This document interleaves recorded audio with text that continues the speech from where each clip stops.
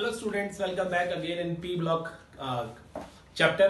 P block chapter में हम discussion कर रहे थे बेटा। लास्ट टाइम पे हमने फर्स्ट ग्रुप जो था हमारे पास, दैट इज ग्रुप 15, उसकी फिजिकल प्रॉपर्टीज पढ़ी थी। आज हम क्या करेंगे, उसी से कंटिन्यू करते हैं आगे और केमिकल प्रॉपर्टीज पढ़ना शुरू करते हैं। तो बेटा हर एक स्टेप इंपॉर्टेंट है यहाँ पे, और जिस तरीके का ट्रेंड आपको ग्रुप 15 या निकोजेंस के अंदर देखने को मिलेगा, सेम ट्रेंड आपको with little bit variation will be seen in case of group 16, group 17 and group 18। चलो फिर डिस्कस करते हैं बेटा हम लोग पी ब्लॉक में जो ग्रुप 15 है उसकी केमिकल प्रॉपर्टीज। चलो स्टार्ट करते हैं लेक्चर अपना। Chemical properties of group 15। Chemical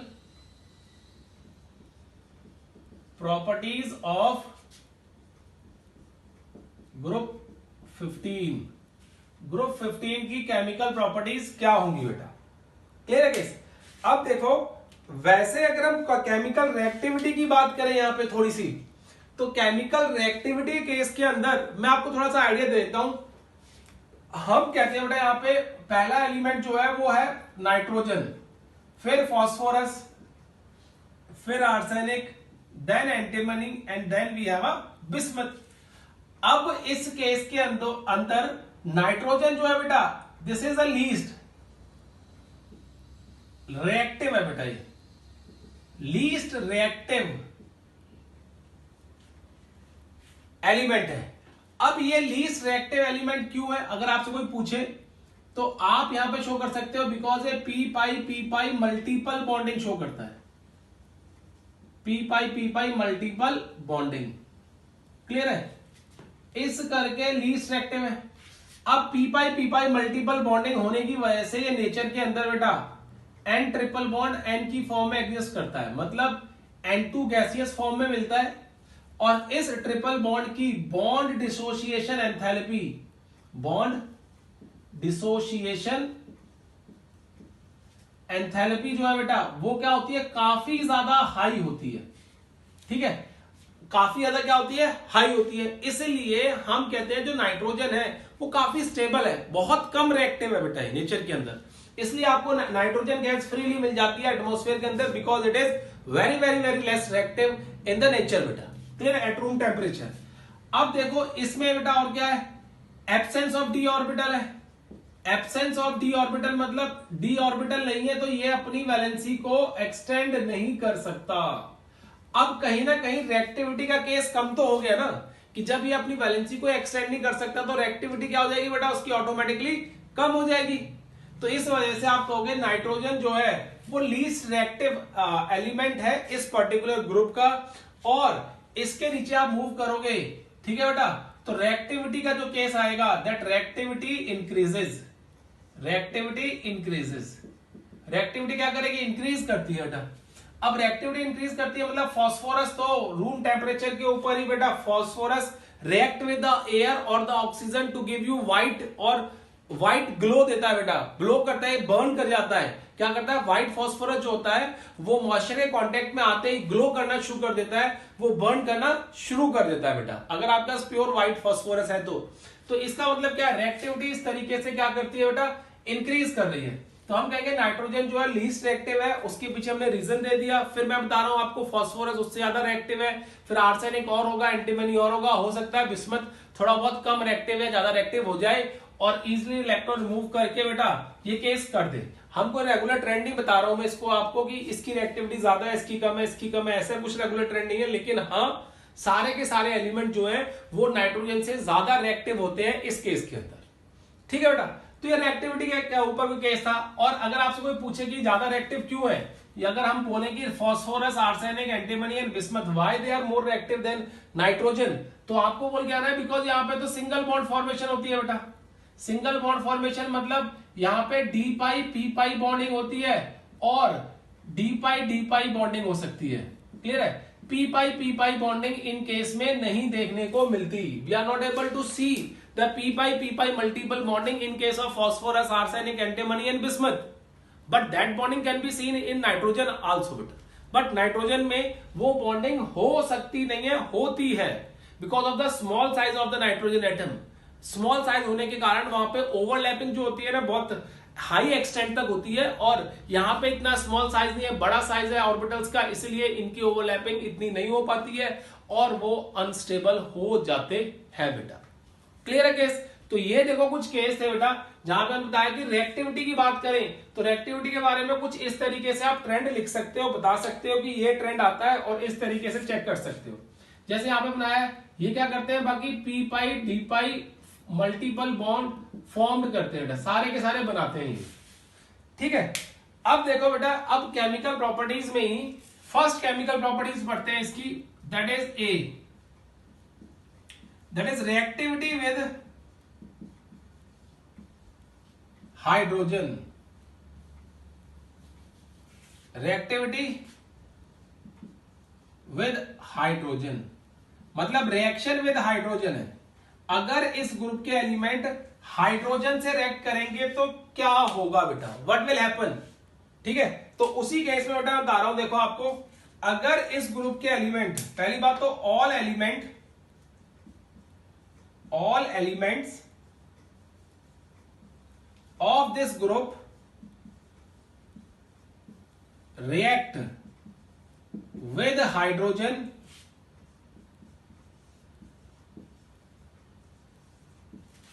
to give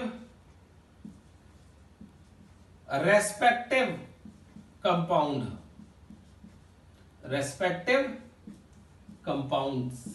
कहते हैं सारे के सारे एलिमेंट इस ग्रुप के हाइड्रोजन के साथ रिएक्ट करते हैं to give respective compound. Directly तो बेटा बहुत कम रिएक्ट करते हैं और नॉर्मल रूम टेम्परेचर पर डायरेक्टली रिएक्ट नहीं करेंगे, वो हमेशा इनडायरेक्टली रिएक्ट करके हाइड्राइड बनाते हैं, हाइड्राइड फॉर्मेशन होती है बेटा इनकी।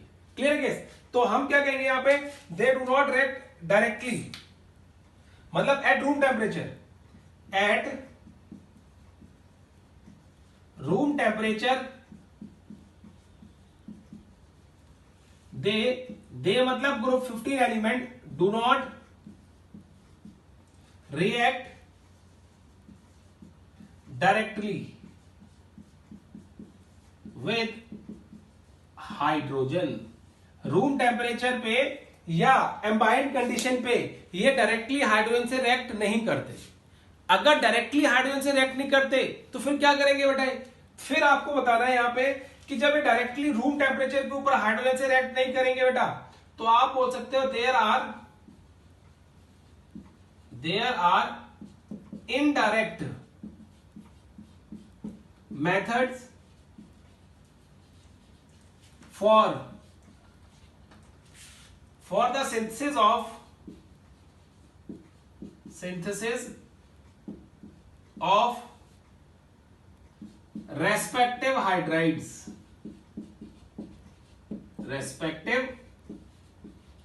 hydrides, फिर इनके लिए हम क्या करते हैं बेटा, एक इनडायरेक्ट मेथड ढूंढते हैं।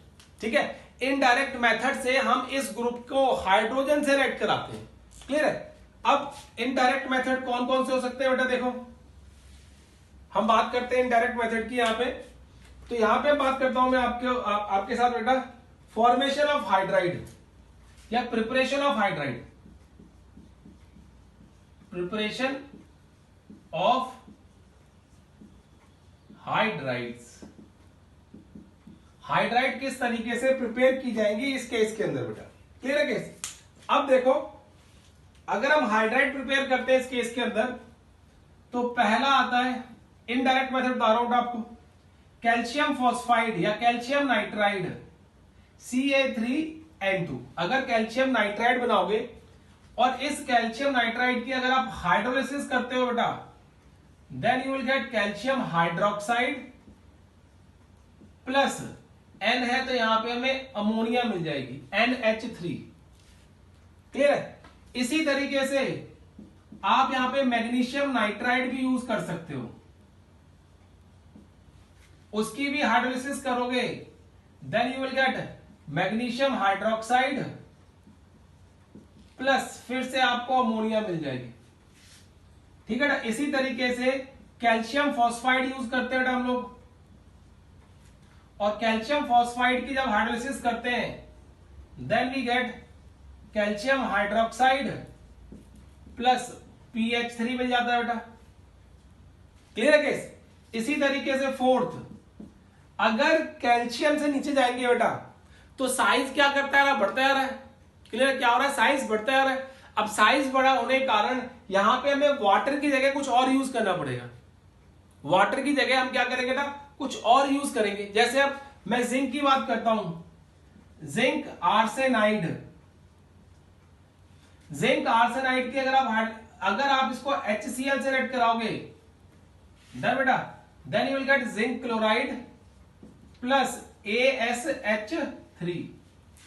इसी तरीके से फिफ्थ, अगर आप जिंक इसका रेड कराते हो बेटा HCl, then you will get zinc chloride plus SbH3। And sixth, zinc bismuthide को भी अगर आप HCl से रेड कराओगे then you will get zinc chloride plus BiH3। तो देखो इनडायरेक्ट मेथड है बेटा। हो सकता है कई बार हमें थोड़ा बहुत हीट करना पड़ता है यहाँ पे, क्योंकि बिना हीटिंग के लिटिल बिट हीटिंग तो बेटा देनी ही पड़ेगी हमें, ताकि ये क्या कर सके, कंपाउंड फॉर्मेशन शो कर सके। और जो हमारे कंपाउंड बन रहे हैं बेटा यहाँ पे वो क्या है, अमोनिया।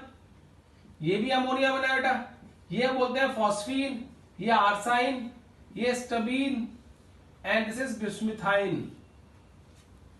ठीक है, ये हमारे पास क्या है, इस ग्रुप की हाइड्राइड है। आपको इनके नाम भी पता होने चाहिए बेटा। जैसे पहले का बात करता हूं मैं, यहां पे जो ये लिखा हुआ बेटा दैट इज अमोनिया, ये अमोनिया होता है। And this is phosphine, phosphine बेटा। क्लियर है? दिस इज आर्साइन, आर्साइन,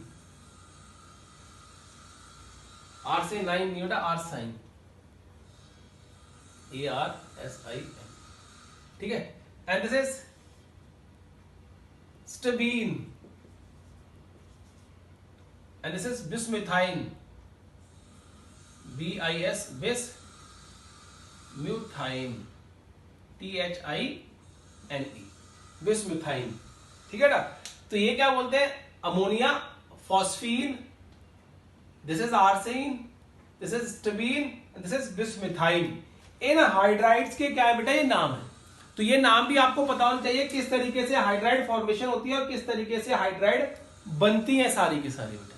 क्लियर है? अब देखो इन हाइड्राइड को जो हमने शो किया बेटा यहाँ पे, अब सपोज करो कि इनको बनाने का एक और तरीका होता है। अगर आप पहली 3 हाइड्राइड कंसीडर करो बेटा, सपोज करो ये वाली 3 कंसीडर कर रहे हो आप, ठीक है, मतलब अमोनिया, फॉस्फीन, आर्साइन, इस तरीके अगर आप हाइड्राइड कंसीडर कर रहे हो बेटा, तो ये हाइड्राइड हमारे पास और भी तरीके से बन सकती हैं। और वो होता है आपके पास कि इनका कंपाउंड विद हैलोजेंस बनाने के साथ विद लिथियम एल्यूमिनियम हाइड्राइड का को रिड्यूस कर सकते हो। तो विद रिडक्शन मेथड, ये तो पहला हो गया बेटा आपके पास जो भी मेथड आया। सेकंड क्या होता है, with reduction, with reduction of halides, with reduction of halides बेटा। कैसे देखो प्रिपेयर करते हैं इसको। अब हैलाइड्स मतलब मैंने MCl3 ले लिया बेटा। अब MCl में आपके पास हो सकता है कि M की जगह आप नाइट्रोजन ले लो, फास्फोरस ले लो, आर्सेनिक ले लो, एंटीमनी ले लो, बिस्मथ ले लो। ठीक है, इसको आप रेड कराओ लिथियम एल्यूमिनियम हाइड्राइड के साथ। सब बेस्ट रिड्यूसिंग एजेंट पता ही है आपको। ठीक है, अब देखो क्या कंपाउंड बनेगा यहां पे, LiCl AlCl3 plus at the end ये जो M है वो MH3 बनाएगा, हाइड्राइड बनाएगा। क्लियर है? क्या करेगा बेटा, MH3 बनाएगा। अब इस देखो ऊपर वाले मैंने रिएक्शन बैलेंस नहीं की, you have to balance by it yourself बेटा, आपको अपने आप बैलेंस करनी है सारी। इसको कर देता हूं मैं, यहां पे बैलेंस करोगे बेटा तो क्या आएगा 4, here we have 3, again we have 3, again we have 3 and again we have 4। ठीक है ना? तो चेक कर लेना कि वेदर दिस इज बैलेंस्ड और नॉट। ठीक है, तो ये भी एक तरीका है जिसकी हेल्प से आप हाइड्राइड फॉर्मेशन कर सकते हो। इस तरीके से हाइड्राइड बनती है बेटा नेचर के अंदर। क्लियर है? अब ये नोट करो जल्दी से, फिर हम इन हाइड्राइड की केमिकल प्रॉपर्टीज पढ़ेंगे बेटा। क्लियर है? जल्दी से नोट करो इसको।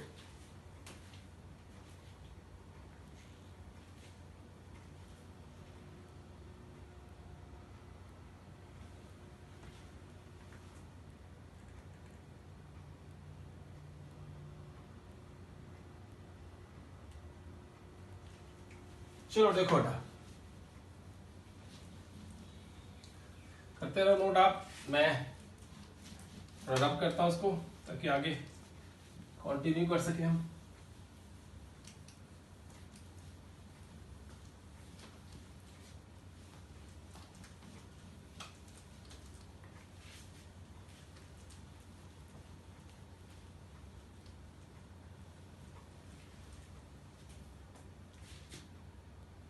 ठीक है बेटा,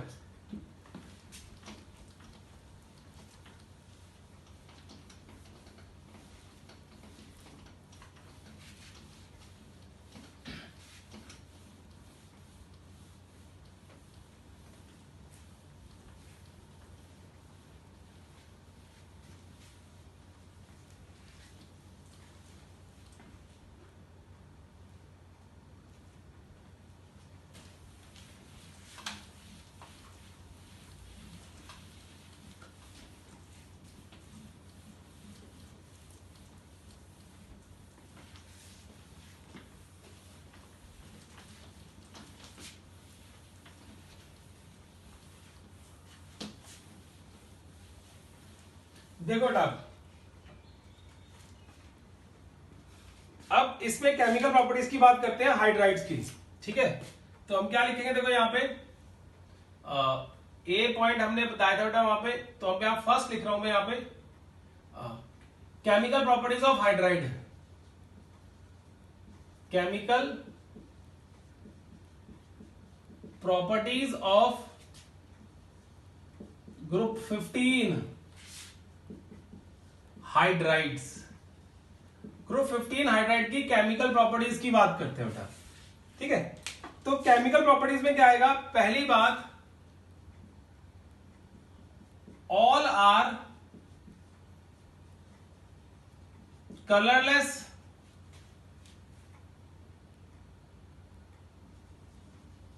gas and their poisonous nature increases down the group।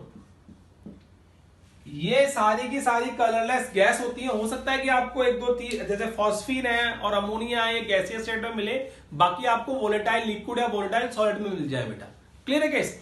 अब हम कहते हैं कि all are colourless gas and their poisonous nature increases down the group. Ammonia को छोड़ के बाकी सब जितनी भी हाइड्राइड है इस ग्रुप की बेटा, they are of poisonous nature. वो सारी की सारी पॉइजनस नेचर की है बेटा, मतलब उनका पॉइजनस नेचर होता है, वो जहरीली होती है गैस। और फॉस्फीन तो बेटा बहुत ज्यादा जहरीली गैस होती है, बहुत ज्यादा पॉइजनस गैस होती है। उसके बारे में हम पढ़ेंगे भी आगे, देखेंगे क्या क्या प्रॉपर्टीज होती है उसकी। देन अब देखो सेकंड बेटा, इसमें पॉइजनस गैस के बाद यहां पे सेकंड बात करता हूं बेटा, यहां पे ये तो मैंने जरूर बता दिया, a solubility. If you talk about the solubility of these hydride, जब मैं इनकी सॉलिबिलिटी की बात करूंगा बेटा, तो देखो क्या कहूंगा, मेरे पास कौन कौन सी हाइड्राइड है, NH3, PH3, ASH3, SBH3, BiH3। ठीक है, ये वाली हाइड्राइड है। And out of these ammonia, this ammonia is soluble in water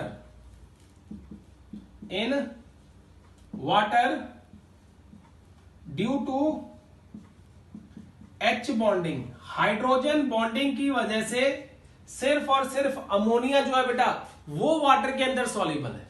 clear है? Other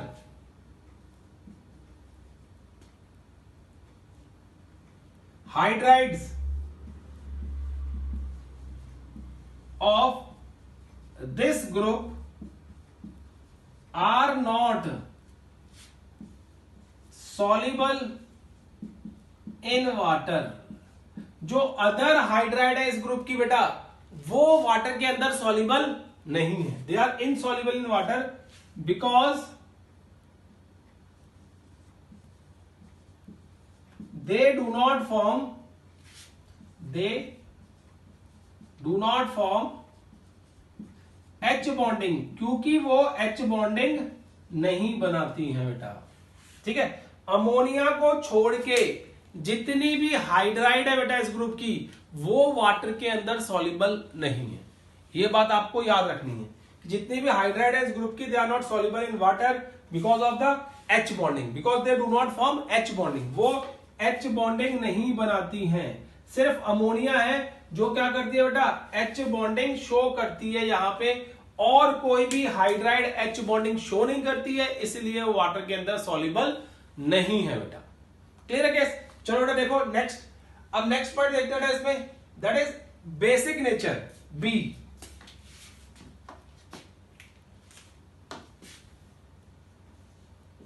basic nature of hydride,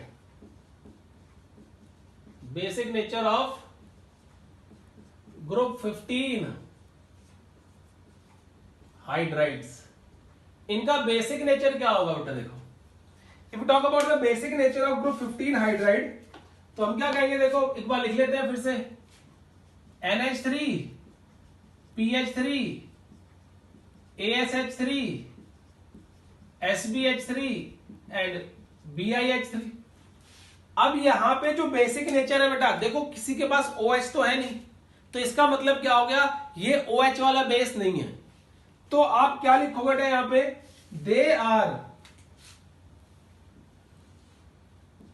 they all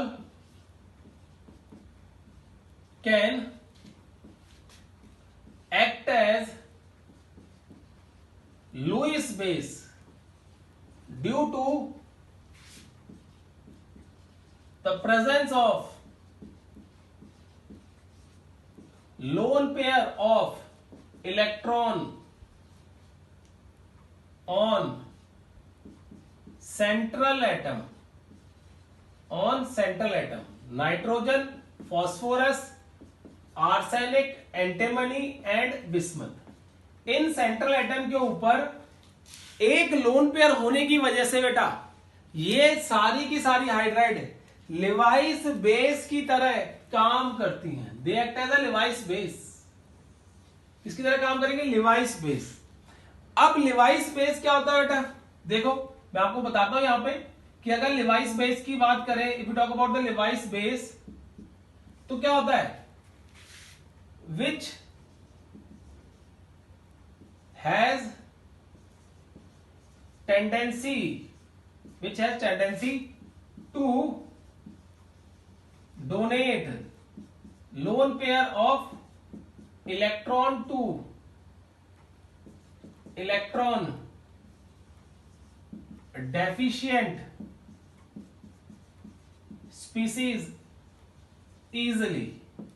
जो इलेक्ट्रॉन डेफिशिएंट स्पीसीज को इलेक्ट्रॉन बहुत इजीली डोनेट कर दे बेटा, उनको हम कहते हैं कि दे आर लिवाइस बेस। वो क्या होते हैं? लिवाइस बेस होते हैं।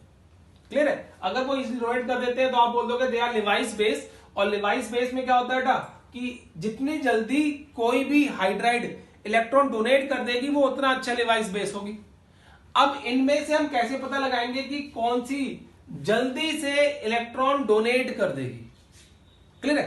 तो देखो इसका ट्रेंड पता लगाने का तरीका क्या बेटा हमारे पास, मैं यहां पे लिखता हूं NH3 सबसे स्ट्रॉन्ग बेस होगा बेटा, followed by PH3, then ASH3, then SBH3 and then BiH3। ये कैसा है बेटा? मैं कह रहा हूं यहां पे जो अमोनिया है वो सबसे अच्छा बेस है। And why ammonia is the strongest base? Among all these hydride, because इसके पीछे लिख रहा हूं बेटा, देखो रीजन, यहां पे रीजन लिख रहा हूं, और रीजन में क्या लिख रहा हूं देखो आपको, small size of nitrogen and high electronegativity. ठीक है ना, देखो क्या है, small size of nitrogen and nitrogen का small size and high electronegativity of nitrogen increased electron density on nitrogen atom. High small size और हाई इलेक्ट्रोनेगेटिविटी होने के कारण क्या होता है बेटा, इस अमोनिया के ऊपर यहां पे लोन पेयर ऑफ इलेक्ट्रॉन है सबके पास, ठीक है बेटा, तो इस अमोनिया के ऊपर क्या होता है, जो इलेक्ट्रॉन डेंसिटी होती है वो बढ़ जाती है। ठीक है, इलेक्ट्रॉन डेंसिटी बढ़ जाती है मतलब देखो मैं एक शो कर रहा हूं आपको, यहां पे देखो लोन पेयर इलेक्ट्रॉन है, और यहां पे बेटा ये हाई इलेक्ट्रोनेगेटिविटी होने के कारण क्या करता है, नाइट्रोजन ये बॉन्डिंग इलेक्ट्रॉन को भी अपने पास रख लेता है। तो छोटा साइज है, उसके ऊपर क्या होता है, हाई इलेक्ट्रॉन डेंसिटी आती है, और due to very high electron density on the atom, ये क्या करते हैं, इजिली डोनेट कर देता है अपने इलेक्ट्रॉन को। तो हमने एक कंपाउंड भी देखा होगा बेटा इस तरीके से कि NH3 जो होता है अपने लोन पेयर ऑफ इलेक्ट्रॉन को डोनेट कर रहा है BF3 को, जो कि एक इलेक्ट्रॉन डेफिशिएंट स्पीसीज है बेटा। ये क्या है, इलेक्ट्रॉन डेफिशिएंट स्पीसीज है, जिसके पास इलेक्ट्रॉन की कमी है। तो जो जितनी जल्दी क्या कर देगा बेटा, इलेक्ट्रॉन डोनेट कर देगा, ठीक है, उतना अच्छा उसका बेसिक नेचर होता है बेटा। क्लियर, क्या होता है, उतना अच्छा उसका बेसिक नेचर शो करते हैं। चलो बेटा फिर जल्दी से नोट करो इसको भी, और फिर हम रब करके इसकी आगे वाली प्रॉपर्टी पे मूव करते हैं। चलो स्टार्ट करो जल्दी से।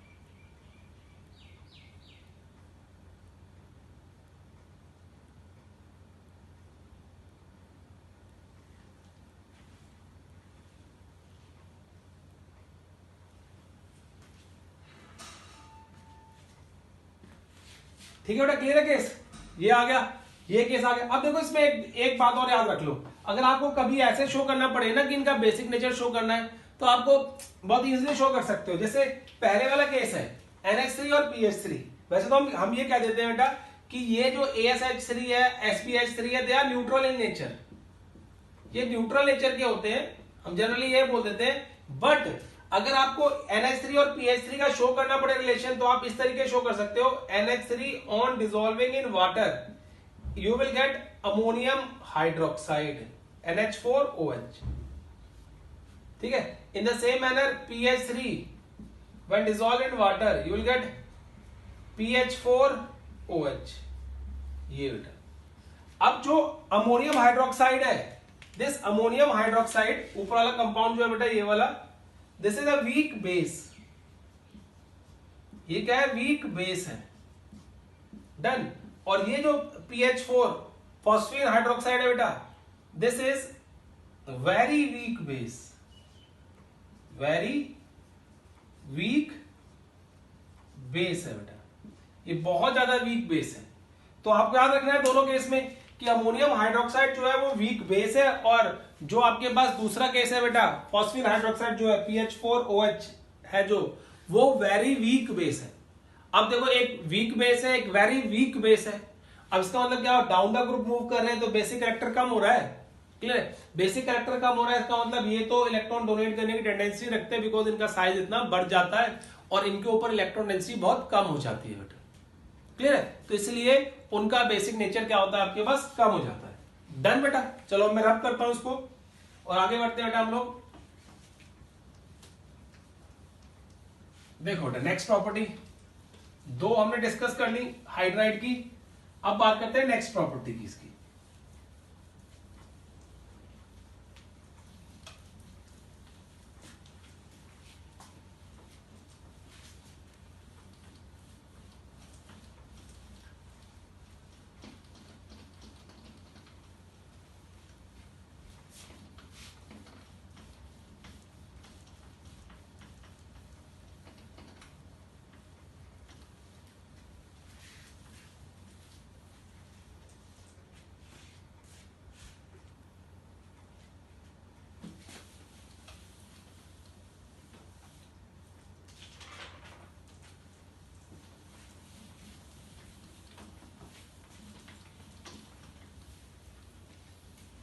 देखो बेटा नेक्स्ट है thermal stability, see, thermal stability. Clear है? You talk about thermal stability, तो थर्मल स्टेबिलिटी के केस में बेटा हम बोलते हैं ammonia, phosphine, arsine, stibine and bismuthine, ये। तो as we move down the group, as we move down the group, जितना हम डाउन द ग्रुप मूव करेंगे बेटा क्या होगा, size of group 15 element increased, size बढ़ जाएगा ग्रुप 15 एलिमेंट का, due to which bond length also increased, so thermal stability, thermal stability का मतलब होता है बेटा हीट के लिए स्टेबिलिटी, थर्मल स्टेबिलिटी डिक्रीज्ड, इसलिए क्या होगा, थर्मल स्टेबिलिटी कम हो जाएगी बेटा वहां पे। क्लियर है? कैसे? देखो मैं कह रहा हूं कि जितना आप डाउन द ग्रुप मूव करोगे, उतना मूव करने के साथ साथ आपका क्या बढ़ रहा है, साइज जो है एटम का वो इंक्रीज कर रहा है। ठीक है, हाइड्रोजन का सेम है, बाकी जो नाइट्रोजन, फास्फोरस, आर्सेनिक, एंटीमनी और बिस्मथ, इसका साइज बढ़ रहा है।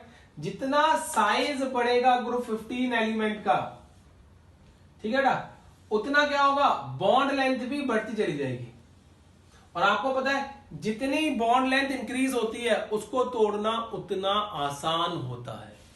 इसीलिए ग्रुप 15 की जो हाइड्राइड है उनकी thermal stability down the group क्या करती है बेटा, डिक्रीज करती है, बिकॉज बॉन्ड लेंथ इंक्रीज करती है, बॉन्ड डिसोसिएशन एंथैल्पी डिक्रीज करती है। अब ग्रुप 15 की नहीं बेटा, ग्रुप 16, ग्रुप 17 अगर इस तरह के कंपाउंड बनाते हैं तो उनका भी जो बॉन्ड डिसोसिएशन एंथैल्पी होगी बेटा वो डाउन द ग्रुप डिक्रीज ही करेगी, और उसके कारण थर्मल स्टेबिलिटी भी क्या करेगी बेटा, उनकी डिक्रीज करेगी down the group. Thermal stability का मतलब होता है स्टेबिलिटी टू हीट। ठीक है, मतलब हीट के लिए कितनी स्टेबिलिटी है, स्टेबिलिटी टू हीट, कितनी देर तक आप हीट करते रहोगे और टूटेगी नहीं बेटा, तो इसको बोलते हैं थर्मल स्टेबिलिटी। तो इसका ट्रेंड क्या आगे देखो, ट्रेंड लिख लो बेटा, NH3 सबसे ज्यादा स्टेबल होगी, VFPH3, ASH3,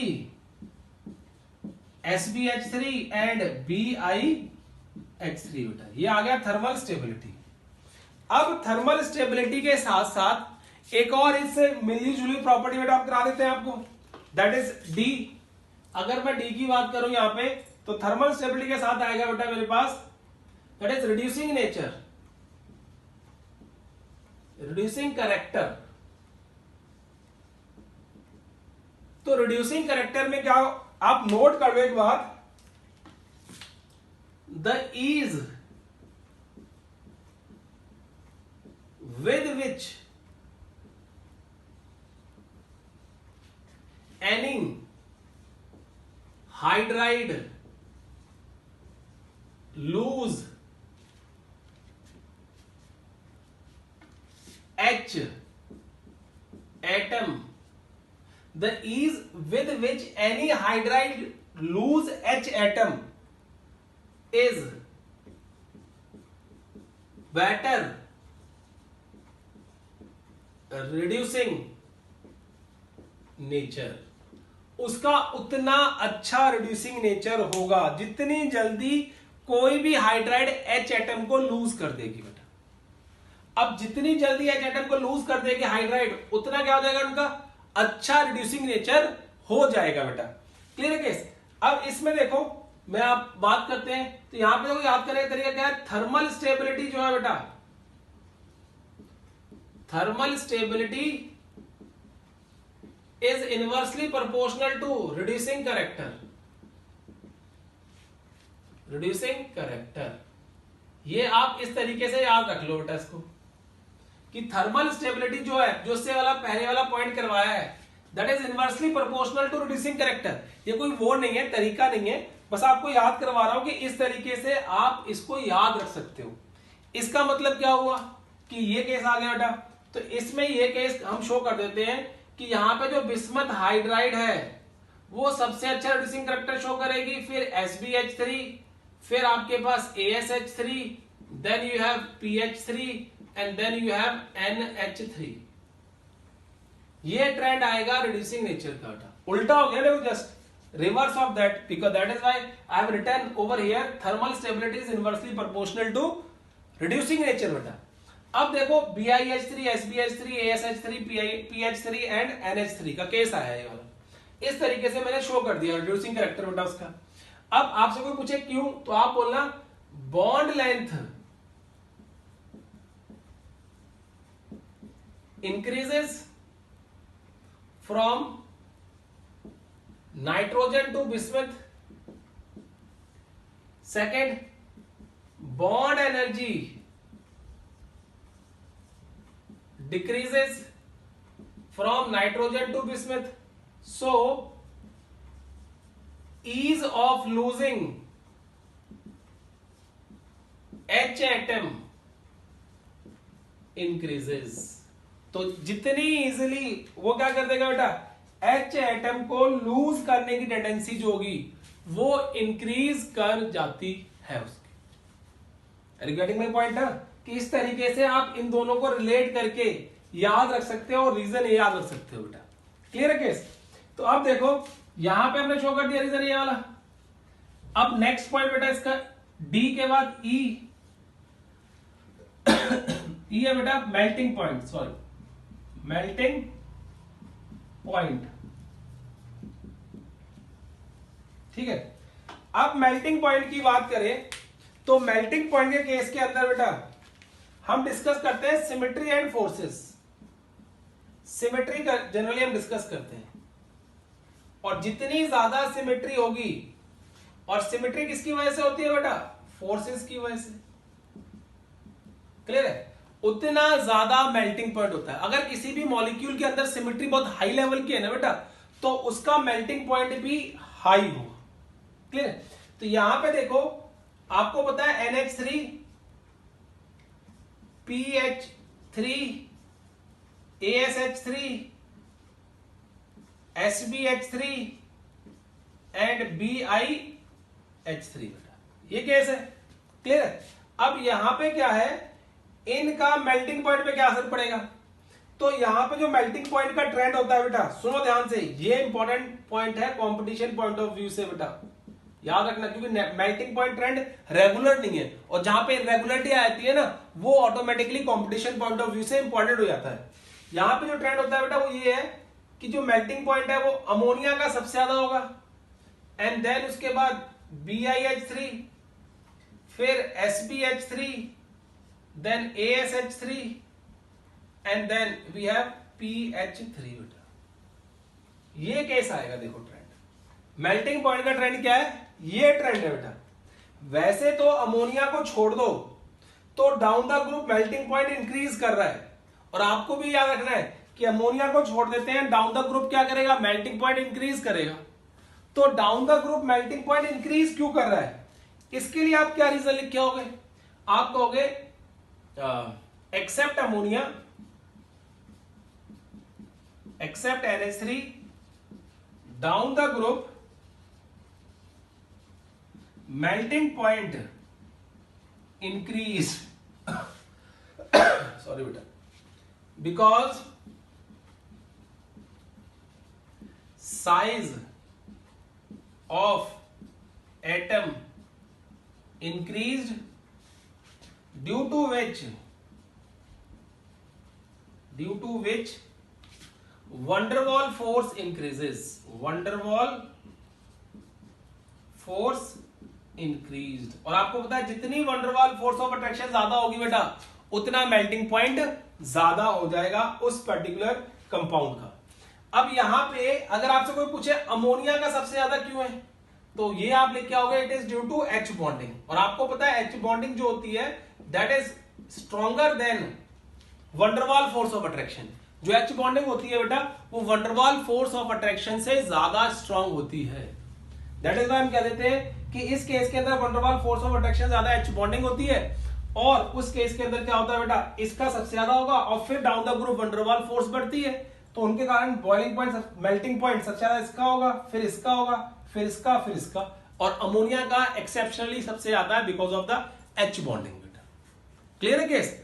तो जल्दी से बेटा इसको भी नोट करो पॉइंट को, ये इंपॉर्टेंट पॉइंट है for competition point of view. Trend पूछा जाता है बेटा कई बार कि व्हाट इज द ट्रेंड, और आपको ट्रेंड के लिए याद रखना है सिमेट्री एंड फोर्सेस, दो केस याद रखने हैं, ठीक है? चलो फिर जल्दी से नोट करो, फिर अब करता हूं इसको।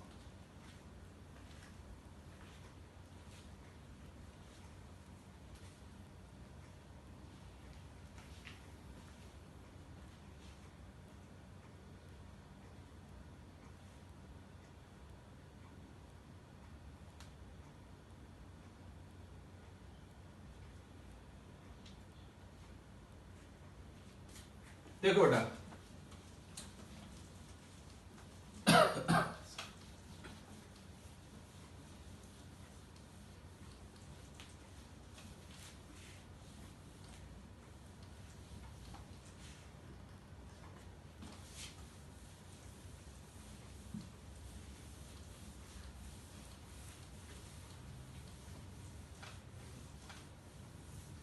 देखो बेटा इनके ग्राफ भी बनते हैं, you will have a graph of such kind of melting point के ग्राफ भी मिल जाते हैं आपको।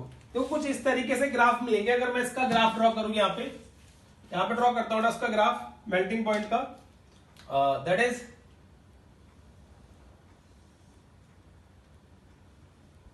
मॉलिक्यूलर मास इंक्रीज कर रहा है, this is melting point. Clear है केस? अब यहां पे मेल्टिंग पॉइंट में क्या आएगा, सबसे ऊपर अमोनिया, देन उसके बाद बेटा आपके पास आएगा बिस्मथ। अब देखो मॉलिक्यूलर मास इंक्रीज करना है, तो यहां पे क्या जाएगा बेटा सबसे नीचे फॉस्फोरस, ये मिल देता हूं ये अमोनिया, यहां पे PH3, then over here we have ASH3, over here we have SBH3, और over here उससे नीचे बेटा we have BiH3। क्लियर है? तो देखो कुछ इस तरीके का ट्रेंड हुआ ना, ये एकदम डिप आ गया, फिर क्या कर गया इंक्रीज करना शुरू कर दिया, लेकिन देखो ये उससे कम है, बिस्मथ का उससे कम शो किया था, और सबसे कम किसका शो किया हमने, इसमें ट्रेंड लिखा है ना PH3 का, PH3 का सबसे कम शो कर दिया। तो इस तरीके से ग्राफ बनता है with respect to molecular mass. Clear है केस? अब देखो बेटा नेक्स्ट प्रॉपर्टी इसमें E के बाद F की बात करें तो ये आता है बॉइलिंग पॉइंट, बॉइलिंग पॉइंट बेटा। क्लियर है? अब बॉइलिंग पॉइंट की बात करें तो देखो बॉइलिंग पॉइंट का केस अगर हम चेक करते हैं बेटा, तो बॉइलिंग पॉइंट के केस में आपको हीट करना पड़ता है, ठीक है? अब सब्सटेंस को हीट करोगे आप तो जितने भी हाइड्रोजन बॉन्ड वगैरह होंगे वो टूट जाएंगे बेटा। क्लियर है? जब हाइड्रोजन बॉन्ड टूटेंगे लेकिन बड़ा साइज का जो एटम होगा वो तो बड़ा साइज का ही रहेगा ना, वो तो क्या रहेगा नीचे ही रहेगा। बात समझने की कोशिश करना। अब अमोनिया है, अमोनिया के अंदर क्या होता है हाइड्रोजन बॉन्डिंग होती है लेकिन नाइट्रोजन का साइज छोटा होता है। अब आप उसको हीट करोगे तो हीट करने से हाइड्रोजन बॉन्डिंग क्या करती है, टूट जाती है जल्दी, ठीक है? लेकिन जो बड़े साइज के एटम होते हैं उनके बीच की इंटरेक्शन जो होती है वो इतनी स्ट्रांग हो जाती है उस केस के अंदर कि वहां पे वो जल्दी जल्दी टूटती नहीं है बेटा। क्लियर? तो हम क्या कहते हैं यहां पे कि बॉइलिंग पॉइंट के केस में forces are responsible, forces are responsible, forces responsible है। तो इसमें जो ट्रेंड हम लिखेंगे बेटा यहां पे NH3, PH3, ASH3, SbH3 BiH3 बेटा। अगर हम ये लिखेंगे, शो करेंगे बेटा, तो यहां पे ट्रेंड क्या आएगा? पहले मैं ट्रेंड लिखता हूं आपको, then I will write the reason. तो यहां पे सबसे ज्यादा जो बॉइलिंग पॉइंट होगा वो होगा BiH3 का, then SbH3, and then we have ammonia, and then ASH3, and then PH3 बेटा। क्लियर है? केस क्लियर है? Down the group boiling point भी इंक्रीज कर रहा है with the exception of ammonia बेटा। ठीक है, बस आपका रखना है कि down the group boiling point increases, down the group BP increased except ammonia has higher BP than ASH3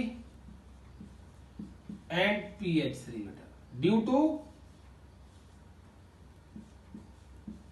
H bonding, hydrogen bonding के कारण इन दोनों से अमोनिया का ज्यादा होता है। Otherwise due to van der Waals force, due to van der Waals force bismuth hydride and antimony hydride have higher BP, और van der Waals force ज्यादा होने की वजह से क्या होता है बेटा? बिस्मथ हाइड्राइड और SbH3 का बॉइलिंग पॉइंट ज्यादा हो जाता है। क्या होता है? ज्यादा हो जाता है। अब क्या करते हैं, देखो बेटा, ट्रेंड मैंने शो कर दिया। अब इसके लिए भी ग्राफ प्लॉट कर लेते हैं। यहां पे जो ग्राफ प्लॉट किया था हमने, that was for melting point. अब हम जो ग्राफ प्लॉट करेंगे बेटा, वो प्लॉट करेंगे हम किसके लिए? बॉइलिंग पॉइंट के लिए। मॉलिक्यूलर मास और बॉइलिंग पॉइंट। क्लियर है? अब देखो यहां पे पहला पॉइंट अमोनिया, फिर हमारे पास आया PH3, फिर हमारे पास है बेटा ASH3, then we have SbH3, and then we have BiH3। अब देखो यहां पे ग्राफ किस तरीके से बना बेटा, ये आएगा सॉरी। अब यहां पे देखो 2 पॉइंट है, 3 पॉइंट बिस्मथ का, ये अमोनिया का देखो इन दोनों से कम है, और इन दोनों से फॉस्फीन और आर्साइन से ज्यादा है बेटा। तो this is the boiling point graph for group 15 hydride. ये ग्रुप 15 हाइड्राइड का बॉइलिंग पॉइंट ग्राफ है बेटा। Clear case? चलो फिर नोट करो जल्दी से, फिर हम आगे करते हैं बेटा।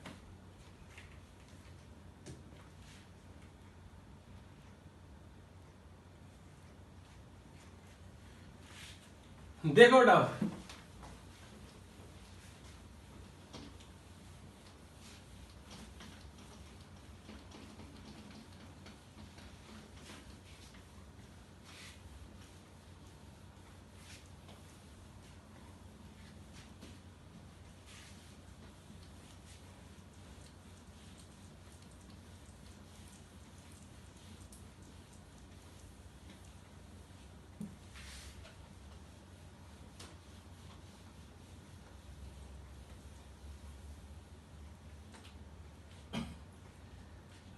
अब देखो बेटा, इसमें नेक्स्ट प्रॉपर्टी क्या है आपके पास? EFG, जो भी आपके केस आ रहा है बेटा, ठीक है ना?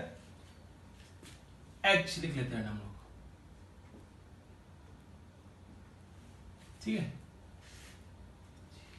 G सॉरी, चलो आप देख लेना, चेक कर लेना क्या है बेटा। FG, यहां पे कहते हैं structure and bond angle.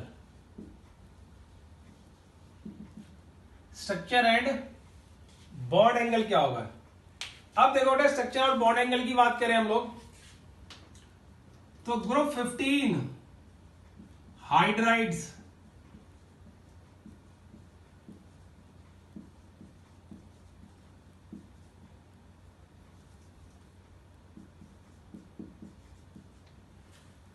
Hydride data they all have sp3 hybridization.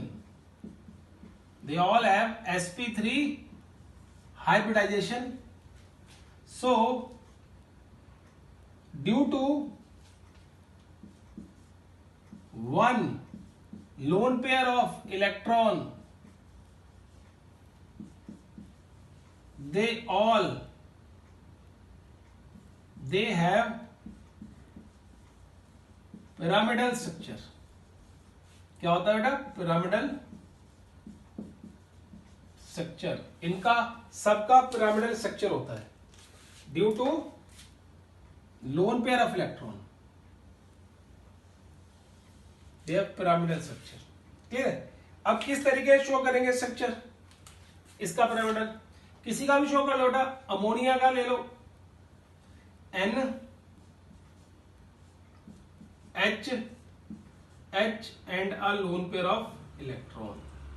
This structure is known as pyramidal structure. इस स्ट्रक्चर को हम पिरामिडल स्ट्रक्चर कह देते हैं बेटा, जो हम यहाँ पर शो कर रहे हैं इस तरीके से। क्लियर है। तो स्ट्रक्चर एंड बॉन्ड एंगल हम इस तरीके से शो करते हैं NH3 PH3 SH3 SBH3 और BiH3 केस में। अब हम बात करते हैं बॉन्ड एंगल की बेटा। क्लियर है। अभी ध्यान सुनना बॉन्ड एंगल का केस, इसमें बॉन्ड एंगल हम किस तरीके डिस्कस करते हैं। If you talk about bond angle, ठीक है बेटा, तो बॉन्ड एंगल में मैं एक बात कहूंगा यहां पे, सुनो ध्यान से। अमोनिया का होता है 107.5 डिग्री, फिर होता है बेटा फॉस्फीन, इसका होता है 93.5 डिग्री, फिर आर्साइन इसका होता है 91.6 डिग्री, फिर होता है stibine 91.3 degree, and then we have bismuthine BiH3, it has a 90 degree. अब देखो जितना हम डाउन द ग्रुप मूव कर रहे हैं बॉन्ड एंगल डिक्रीज कर रहा है। ठीक है बेटा। तो अगर आपसे कोई बोले कि बॉन्ड एंगल की फॉर्म में इनको अरेंज करो तो आप क्या लिखोगे, सबसे ज्यादा अमोनिया का, फिर फॉस्फीन का, फिर आर्साइन का, फिर स्टबीन का, एंड देन बिस्मिथाइन का। बेटा ये केस है बॉन्ड एंगल, देखो क्लियर है। अब इसके पीछे रीजन क्या होगा, अब रीजन ध्यान सुनना। Reason 1, size of group 15 element increased from nitrogen to bismuth, nitrogen से बिस्मथ की तरफ मूव करते हुए साइज क्या कर रहा है बेटा, बढ़ रहा है। आपको भी दिख रहा है साइज बढ़ रहा है। Clear case. अब साइज बढ़ने के कारण और क्या हो रहा है, electronegativity of central element decreased from nitrogen to bismuth, nitrogen से बिस्मथ तक सेंट्रल एलिमेंट की इलेक्ट्रोनेगेटिविटी भी डिक्रीज कर रही है। सबसे इलेक्ट्रोनेगेटिविटी किसकी है, नाइट्रोजन की, एंड सबसे कम किसकी है, बिस्मथ की। अब इसके कारण क्या होगा बेटा, देखो third, electron density on central atom decreased, electron density क्या करेगी सेंट्रल एटम में, फिर इसकी वजह से डिक्रीज करना शुरू हो जाएगी बेटा। जब इलेक्ट्रॉन डेंसिटी डिक्रीज करेगी फ्रॉम नाइट्रोजन टू बिस्मथ, ठीक है बेटा, तो क्या होगा, fourth, repulsion between lone pair, bond pair and bond pair decreased from nitrogen to bismuth. Nitrogen से बिस्मथ की तरफ जो lone pair bond pair repulsion है बेटा, और जो बॉन्ड पेयर रिपल्शन है वो डिक्रीज करना शुरू हो जाएगी, और जितना ये डिक्रीज करेगी उतना बॉन्ड एंगल कम हो जाएगा। अब देखो बेटा, ध्यान से सुनने की कोशिश, समझने की कोशिश करना। I am trying to make you understand. ये है बेटा, देखो केस, ये इस तरीके का स्ट्रक्चर है ना इसका, 3 एक लोन पेयर, क्लियर है। अब देखो, अगर इलेक्ट्रॉन डेंसिटी ज्यादा है इसके ऊपर, इस मेरे हाथ के यहाँ पे, तो क्या करेंगे, ये आपस में रिपेल करेंगे ना। यहाँ पे इलेक्ट्रॉन पड़े हुए, इसके इलेक्ट्रॉन यहाँ पे है, इसके इलेक्ट्रॉन भी यहाँ पे, तो ये आपस में रिपेल करेंगे। अब रिपेल कर रहे हैं तो क्या हो रहा है, बॉन्ड एंगल बढ़ रहा है, ठीक है। अब जितनी इलेक्ट्रोनेगेटिविटी कम हो रही है, इलेक्ट्रॉन जो शेयरिंग बॉन्डिंग वाले इलेक्ट्रॉन है हाइड्रोजन के साथ, वो क्या हो रहा है, दूर जा रहे हैं। जितना दूर जा रहे हैं उतना क्या हो रहा है, रिपल्शन कम होती जा रही है। तो रिपल्शन कम होने की वजह से बॉन्ड एंगल देखो कम हो रहा है कि नहीं हो रहा, कम हो रहा है। तो as we move down the group क्या होगा, बॉन्ड एंगल कम होता चला जाएगा इस केस के अंदर बेटा, क्लियर है केस।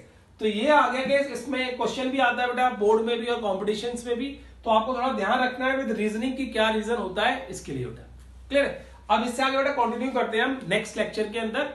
ये लेक्चर थोड़ा बड़ा हो गया बेटा, क्लियर है केस, तो उसके आगे हम कंटिन्यू करेंगे। Till then take care and bye bye बेटा।